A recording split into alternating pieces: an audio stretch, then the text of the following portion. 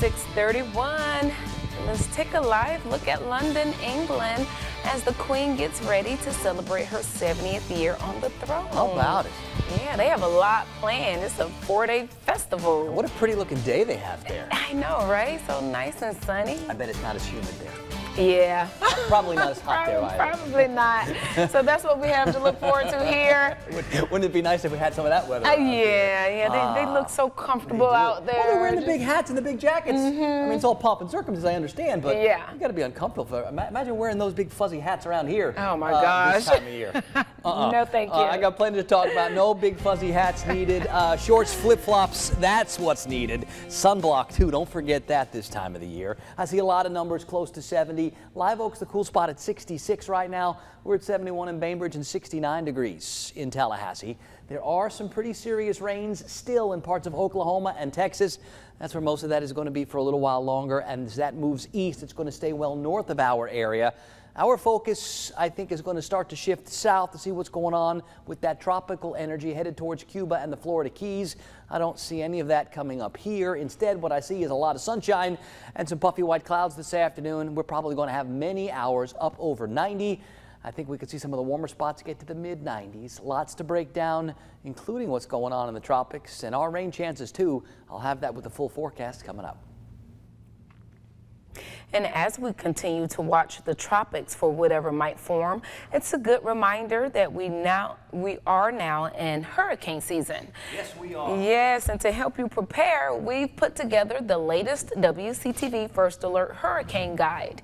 In it, you'll find important information like local phone numbers and evacuation zone maps. You can find it by going to wctv.tv and clicking on Hurricane Headquarters at the top of the page. Plus, you get all our goofy looking pictures on there. So that too.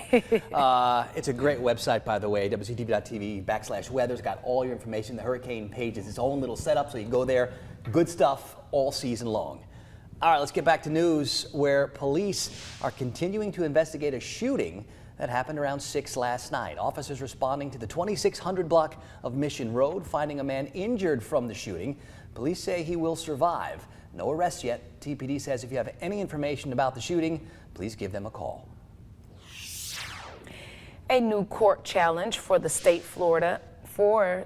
of Florida. Multiple abortion providers filing a lawsuit yesterday to try to block the state's new law banning abortions after 15 weeks. That law is set to take effect July 1st.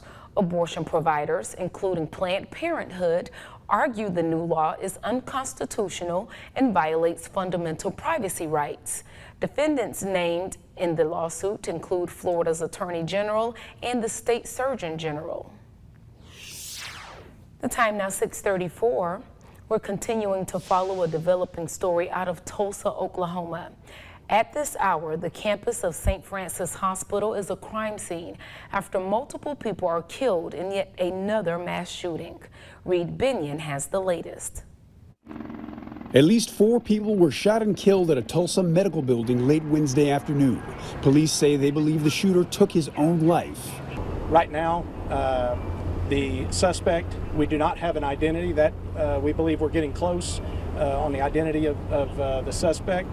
He is a black male, estimated to be 35 to 40 years old, and we have confirmed he had 1 long gun, a rifle, and 1 handgun. From what I understand is that the shooter had an issue with a specific position, and that the shooter could not find this position, and that elicited, his behavior at the shootings. A Tulsa police captain says the shooting is being treated as a catastrophic scene, requiring a mass evacuation of the building. Police say the building has hundreds of rooms that must be cleared during the evacuation.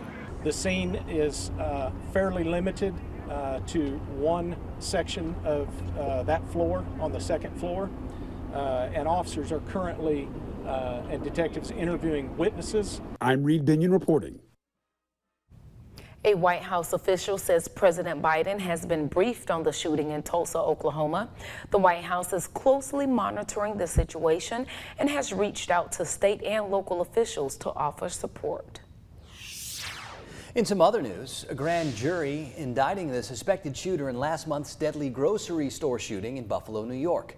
The jury returning a 25-count indictment against Peyton Gendron Wednesday. According to court documents, Gendron is facing 10 counts of first-degree murder, 10 counts of second-degree murder as a hate crime, and 3 counts of attempted murder as a hate crime. There's also a domestic terror charge and a weapons charge. Authorities say Gendron opened fire inside Tops Friendly Market on May 14th, shooting 13 people. 10 were killed. Investigators say he's motivated by hate, targeting a predominantly black community. Gendron is slated to be arraigned on Thursday. All right, so new this morning with hurricane season now officially underway. The flights into the tropical systems are about to pick back up. For a look at what it's like inside of the planes, here's Nash Rhodes. You could call Lieutenant Commander Kevin Doremus a bit of a thrill seeker. This is his view from the pilot's seat as he flies Kermit, a 4-engine turboprop airplane, directly into the eye of Hurricane Dorian in 2019. I love it. I definitely think that, there's a lot of adrenaline involved. He also considers that flight one of the most impactful of his career. Mostly because we were flying it actively when it was a Cat 5, a stable, really powerful Cat 5, and in the eye you look down and you can see the islands below us, and that was kind of a sombering experience. So what's it like to head into a tropical system? Well, this bumpy ride into Cat 4 Hurricane Laura paints a picture. It's kind of like riding an old wooden roller coaster where you got those ups and downs and you kind of float out of your seat a little bit and then you hit the bottom and you get pushed into your seat. The hurricane hunters perform both research. We launch a number of these out of the storm. They fall through all the different layers of the atmosphere all the way down to the surface and send back really, really important information such as temperature, pressure, humidity, dew point, and GPS-derived wind speed. And all that information is coming up to the airplane. Our in-flight meteorologists are looking at the data. And reconnaissance missions. Where is the eye? And how strong are the winds in the eye wall? And how low is the pressure in the actual eye of the storm? And that's what allows us to tell people on the ground, hey, this is going to be a problem for you, or it's not going to be that bad. They spend about 8 hours inside a storm with mission altitude anywhere between 8,000 and 12,000 feet above the ground. There are no weather stations in the middle of the Atlantic. There are not sensors all over that they can use to sample these storms. We are that flying weather station to take those instruments to where the scientists need them to be. That's interesting how they describe how it feels on an old wooden roller coaster. I can imagine that. Right, all those winds and all that violence in the storm, they're flying a plane right through it. It's got to be crazy. Yeah. All right, but of course they're doing some important work. Oh, yeah.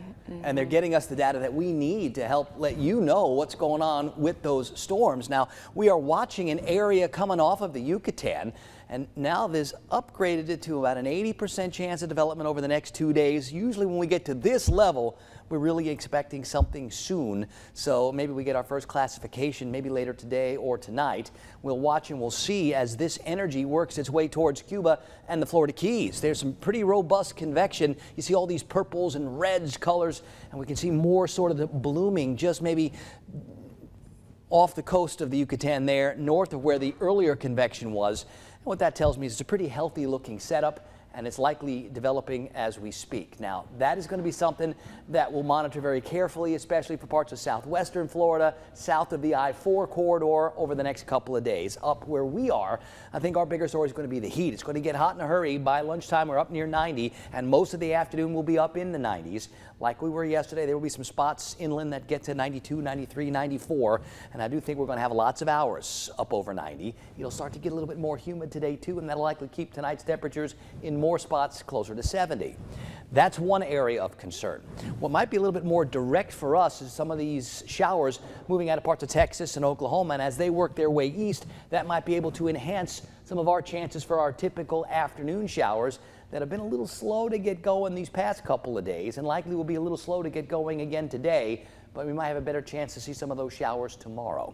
It's 69 right now in Perry. It's 68 degrees in Quincy. It's 66 in Thomasville. Bainbridge checking in at 71 this morning.